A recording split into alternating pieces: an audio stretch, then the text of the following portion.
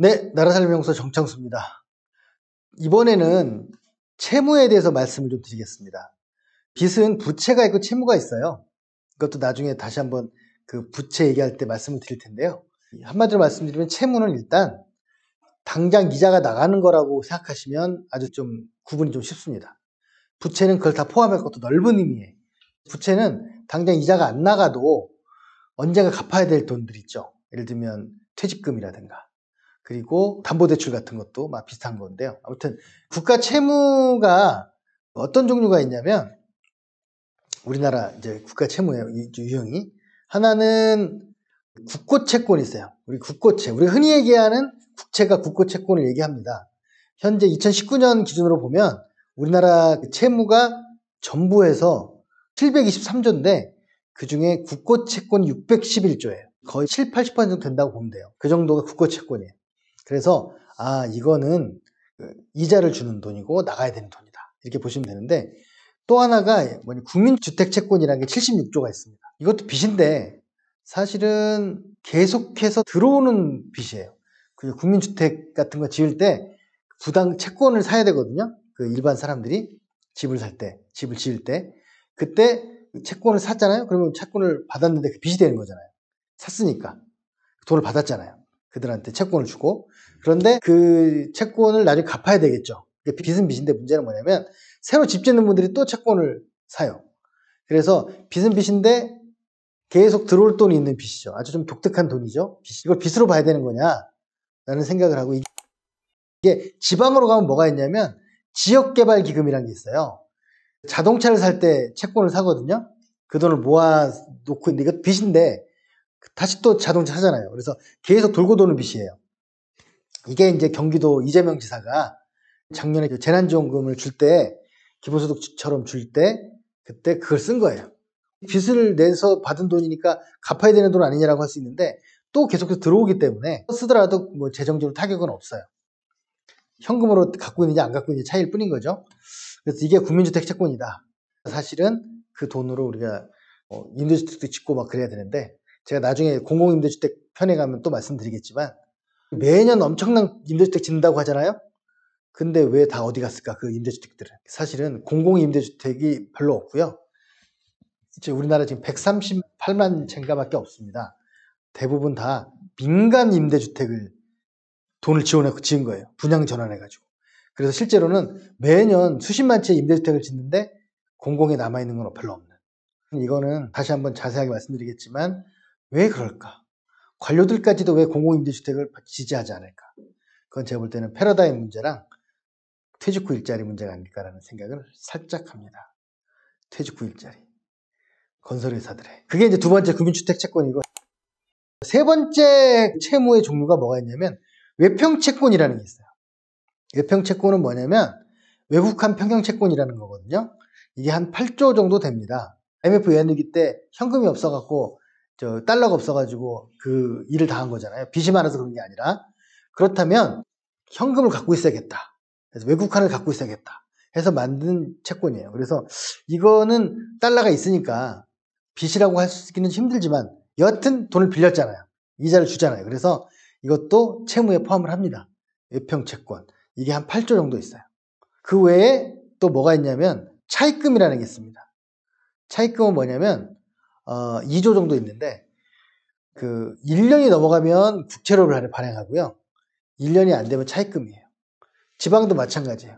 1년 넘게 빚을 내면 지방채인데 1년이 안 되면 차입금이에요. 일시차입금. 그래서 기재부는 재정증권이란 이름으로 해서 그 차입금을 발행을 하고 있습니다. 그런 게 있고요. 그 다음 또 하나의 채무 종류가 뭐가 있냐면 국고채무부담행위라는 게 있어요.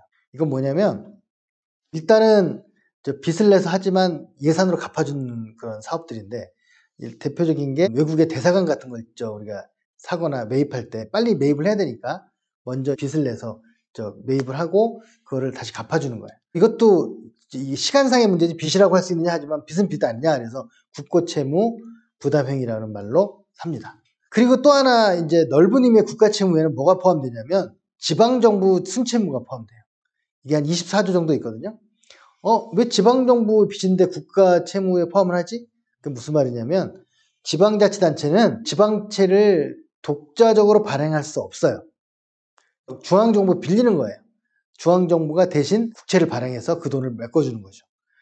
우리나라 지방자치단체 때는 빚은 지방자치단체 홀로 지는 빚이 아니라 국가가 대신 빚을 져주는 그 지방정부 채무로 지어주고 그걸 국가 채무 전체로 포함시켜주는 돈입니다. 그래서 지금 현재 국가 채무는 2019년 기준으로 723조 정도 되고 이제 작년에 많이 졌기 때문에 800조를 넘어가고 있습니다. 분명히 기억해야 되는 건 빌린 돈이 그렇다는 거고 빌려준 돈은 또 그만큼 또 있다. 이렇게 생각하시면 됩니다. 정부 차원에서는 우리가 빌려준 돈이 좀 덜한데요. 그냥 민간까지 포함을 하면 우리가 빌려준 돈이 2배 정도 됩니다. 그런데 그 국가 채무 안에서도 구분을 좀 해야 돼요. 아까 2019년에 국가 채무가 723조라고 했는데요. 이 723조 중에 뭐가 있냐면 그 적자성 채무와 금융성 두 가지로 구분이 됩니다. 적자성 채무는 그야말로 적자였기 때문에 발행한 돈이니까 계속 쌓여 있는 건데 금융성 채무는 뭐냐면 아까 특히 외환시장을 위해서 외국한 평형 채권이나 서민주거 안정용으로 해서 국민주택기금이라고 있다고 했잖아요. 이거는 금융성 채무예요. 그러니까 담보물이 있는 거죠. 그렇지만 빚은 빚이라서 포함시킨 건데 이 돈도 315조 정도 됩니다. 그러니까 전체 국가 채무의 43%예요. 거의 절반가량이 사실은 담보물이 있는 빚이기 때문에 우리나라 빚은 어떻게 보면 성격상으로 굉장히 악성, 적사성 세무가 생각보다 많지 않다. 뿐만 아니라 금융성 채무 같은 경우에는 담보물도 있지만 전체적으로 적자 금융성 채무를 합쳐가지고 그 기간이 길어요. 이제 예전에는 단기적인 국채를 발행하면 금방 갚아야 되니까 위험하잖아요. 현금이 무서운데 막 50년물 이런 게 거의 대부분을 차지하고 있습니다. 그러면 이자만 걱정하면 되는 거죠. 아니 50년 후에 원금을 갚는다면 과연 가치가 얼마 될까요?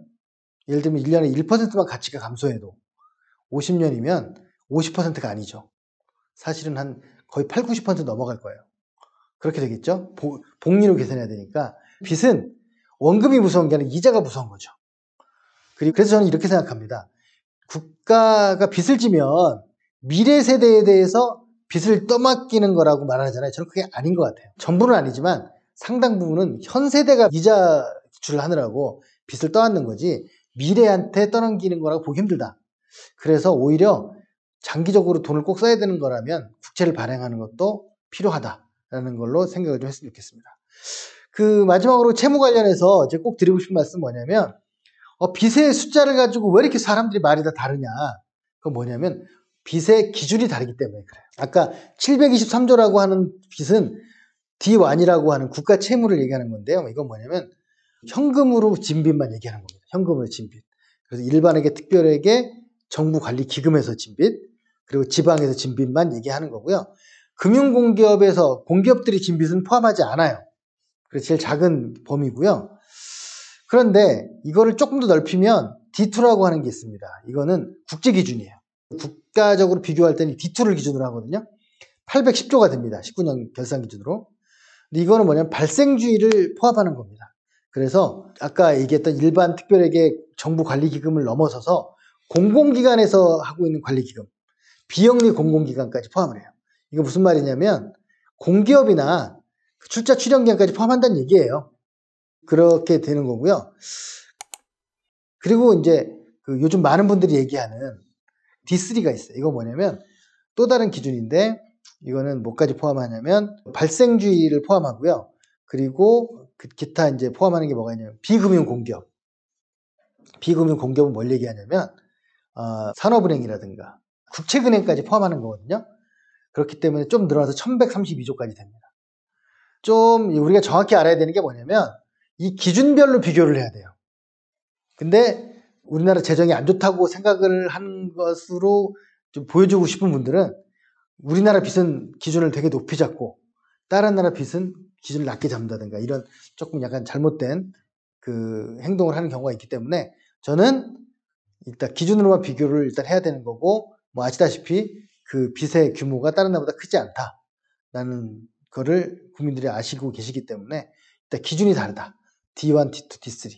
지금 우리는 일반 정부와 공기업 숫자 출연기관까지 포함하는 것 정도를 지금 하고 있다. 이렇게 보시면 되겠습니다. 마치겠습니다. 구독, 좋아요.